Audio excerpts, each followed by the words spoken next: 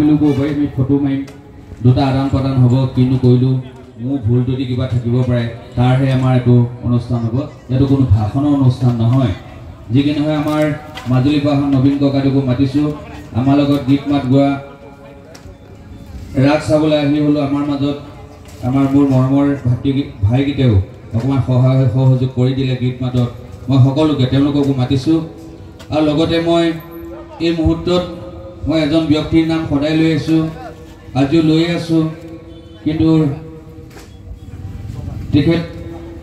আমাৰ মাজত এতিয়া যদি ক'ৰবাত আছে মই বোধ আছে বুলি ভাবিছোঁ আমাৰ শ্ৰদ্ধাৰ মাননীয় শ্ৰীযুত অবিকল গায়ন ছাৰ যদি আমাৰ মাজত ইয়াতে আছে আমাৰ ওচৰলৈ আহিবৰ কাৰণে আমি বিনম্ৰভাৱে তেখেতক অনুৰোধ জনাইছোঁ যি কি নহওক আমি ইয়ালৈ যোৱা জুলাই মাহতে আপোনালোকৰ এই অঞ্চলটিলে মোৰ বৰ সৌভাগ্য মিলিল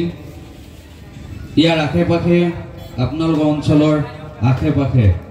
বহুতৰ অঞ্চলতে এই অধমে গুৰুজনা সংস্কৃতি বিলাবলৈ সুবিধা পাইছিলোঁ কিন্তু এইখিনিতে আপোনালোকৰ এই বৰহাটৰ জেগাখন থাকি গৈছিল কিন্তু এইবাৰ মোৰ সৌভাগ্য হ'ল যে বৰহাটৰ এই এলেকাটো গুৰুজনা সংস্কৃতি কৃষ্ণ সংস্কৃতিৰ অকণমান পৰখ দিবৰ কাৰণে আমি লখিমপুৰৰ পৰা আহি য'ত কিঞ্চিত চেষ্টা কৰিছিলোঁ আমি জুলাই মাহতে চেষ্টা কৰিছিলোঁ আজি যে আপোনালোকে ইয়াতে দেখিলে আপোনালোকৰ সন্তানসকলে যি নৃত্য কৰিলে কিমান সুন্দৰকৈ তেওঁলোকে নৃত্যৰ ভংগীমা কৰিছে এই যে নৃত্যৰ ভংগীমাবোৰ সুন্দৰ হ'ল মূলতে আমি ইয়াতে 15 দিনীয়া এটা সত্ৰীয়া নৃত্যত যিটো ব্যাকৰণৰ ওপৰত এটা মাটি আখৰা কৰিছিলোঁ আপোনালোকে আজি মহাৰাসত যিজন কৃষ্ণ দেখিলে বহুদিন সত্ৰীয়াৰ শিকাৰ পিছতহে এনেকৈ নাচিবগৈ পৰা হয় কিন্তু আমি ইয়াতে চেষ্টা কৰিছিলোঁ যে বেলেগৰ পৰা অনাতকৈ আমাৰ সন্তানসকলে কৰক আমাৰ ল'ৰা ছোৱালী ইয়াতে কৰক তাৰ কাৰণে আমি বহুতো চেষ্টা কৰিছিলোঁ এই বা দুজনী শিক্ষক কৰে ছায়েন্সৰ টিচাৰ তথাপিতো আৰু এজনী এই বাজনী মোতকৈ সৰু হ'ব হ'লেও বা বুলি মাতিছোঁ এহেঁতে ইমান হেঁপাহেৰে ইয়ালৈ বহুত দূৰৰ পৰা আহি মোক প্ৰথম দিনাখন কৈছিলে ছাৰ আমি বহুত দূৰৰ পৰা আহোঁ আমাৰ দেৰি হ'লে দিগদাৰ বোলো তহঁতে বেছি সময় কাৰণে নালাগে অকণমান সময় কাৰণে হ'লেও আহিবি ৰাসত অকণমান ওলাবলৈ পাবি হয় আজি ভাল লাগিছে চাগে নহয় দুদিন ওলালি হয় যি কি নহওক এইটো এটা আৱেগৰ মুহূৰ্তৰ আমি এইটোৱে ক'ব বিচাৰিছোঁ যে কৃষ্ণ সংস্কৃতিৰ ৰাস পাতিবলৈ যাওঁতে আমাৰ কেইজনমান ব্যক্তি আমি অহা দিনাখনৰ পৰা ইমানেই উৎসৱৰ কৰিছে মই সিদিনা মা দেউতাৰ ওচৰত গৈ কৈছোঁগৈ যে আমাৰ কাৰণে মানুহ আছে মানুহে আমাক সহায় কৰে খাবলৈ দিয়ে পিন্ধিবলৈ দিয়ে ইয়াৰ পৰা আমি এইবোৰেই পাওঁ এই যে কৃষ্ণ সংস্কৃতি কৰিলোঁ ইয়াৰ পৰা আমাৰ আদান প্ৰদান এইবোৰেই হৈছে আমি ইয়াৰ পৰা পইচা পাম কেইটকামান পাম আমাৰ কষ্ট যিমান হৈছে তাৰ বিনিময়ত সিমান আমি পইচা নাপাওঁ আমাৰ গুৰুজনা সংস্কৃতি আমাৰ থলুৱা অসমীয়া শিল্পীবোৰ আমি দুখীয়া সেইটোতে দুখীয়া হয় দুখীয়াই হওঁ একো কথা নাই কিন্তু আমি অসমীয়া সংস্কৃতি কিন্তু জীয়াই ৰাখিব লাগিব আমি সন্তানসকলক অসমীয়া সংস্কৃতি জীয়াই ৰখা গুৰু মহাপুৰুষ গুৰু দুজনাৰ ওপৰত কৃষ্ণ সংস্কৃতিৰ ওপৰত ইয়াতে আমি ৰাস শিকোৱাৰ মাজতে বহুতো পাঠদান আমি ইয়াতে দিলোঁ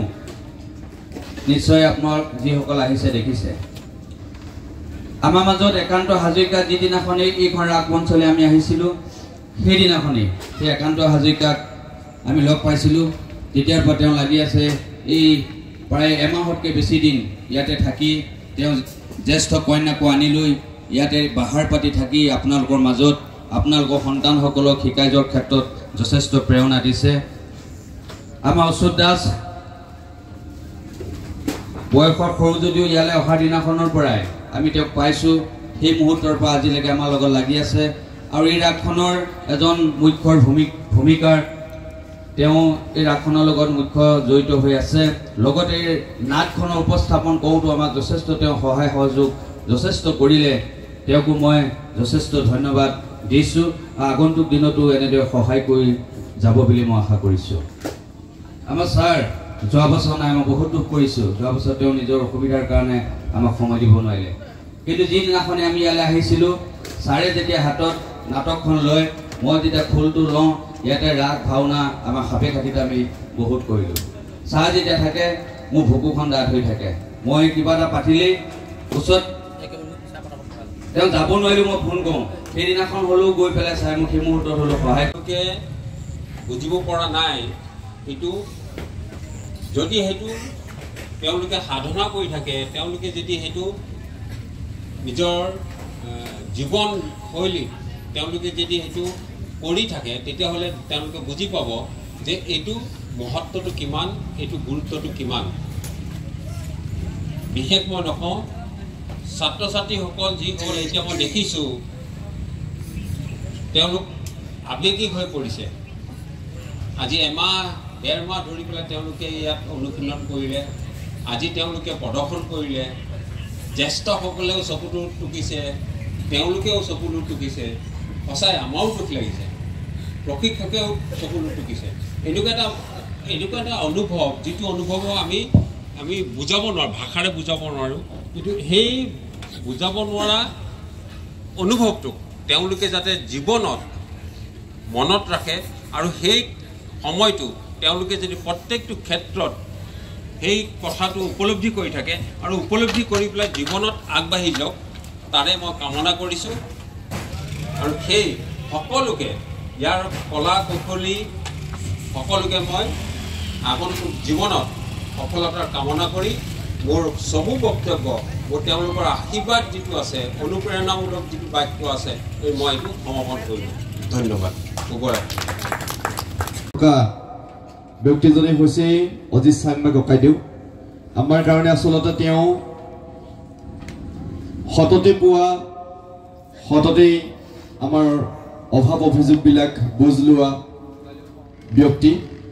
আৰু একেবাৰে আত্মিক, একেবাৰে আমি ভাতৃ তুল্য হৈ পৰিলোঁ। গতিকে আমি ককাইদেউ আমাৰ মাজত থাকি কেনেধৰণৰ পালে বা অনুষ্ঠানটিত আচলতে কেনেধৰণৰ হ'ব লাগিছিল বুলি তেওঁ অনুভৱ কৰে, আমি অকণমান তেওঁৰ পৰা জানিব পাৰিলে সুখী হ'ম। আচলতে এই সময়খিনিত কথা কৈ থকা বৰ বিশেষ সময় নহয়, হ'লেও এটি গধুৰ দায়িত্ব আছিল আৰু সেই সূত্ৰে দুটা কথা ক'ব লাগিব। অনুভৱ বুলি ক'লেই পোনপ্ৰথমে আমি এই চৰণীয়া গৰুমহৰ যি এখন পথাৰ আছিল, সেই পথাৰখন আজি সংস্কৃতিৰ দিশে ধাৱমান, এই দিশটো আমাৰ ভাল লাগিছে। আৰু দ্বিতীয় কথা, যি শিল্পীৰ নক্ষত্ৰ এই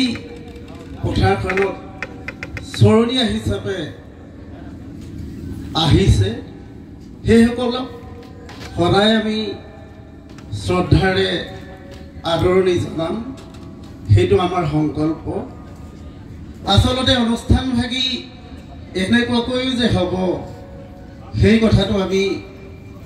ভাবিব পৰা নাছিলোঁ। বহু সময়ত খোজকাঢ়িও জঠৰ হৈ পৰাৰ দৰে হাত ভৰিবোৰ কঁপিছিল, অৰ্থাৎ আজি আমি হাৰিও জিকিছোঁ, নে জিকিও হাৰিছোঁ, সেই কথাখিনি এতিয়া আমাৰ মাজত। দ্বিতীয় কথাটো হ'ল আধ্যাত্মিকতা, সংস্কৃতি আৰু এটা যদি ভাষা নাথাকে তেতিয়াহ'লে এটা জাতিৰ অস্তিত্ব নাথাকে। আমি সকলোৱে এই কথাখিনি জানো আৰু বোধগম্য, তথাপিতো ক'ৰবাত আজিও আমি এখোজ পিছুৱাই যোৱাৰ পথত আছোঁ। ভাল লাগিছে এই অগ্ৰণী যিসকল উদীয়মান নতুন প্ৰজন্মই আধ্যাত্মিকতাৰ এই সোঁতেৰে ধাৱমান হ'ব আহিছে, তেওঁলোকক আমি শ্ৰদ্ধা কৰিছোঁ। কিন্তু এই সময়ত আৰু এটা কথাই উল্লেখ কৰিম, আমি জ্যেষ্ঠসকলে কিমান সচেতন, আমি কেনেধৰণে ইহঁতক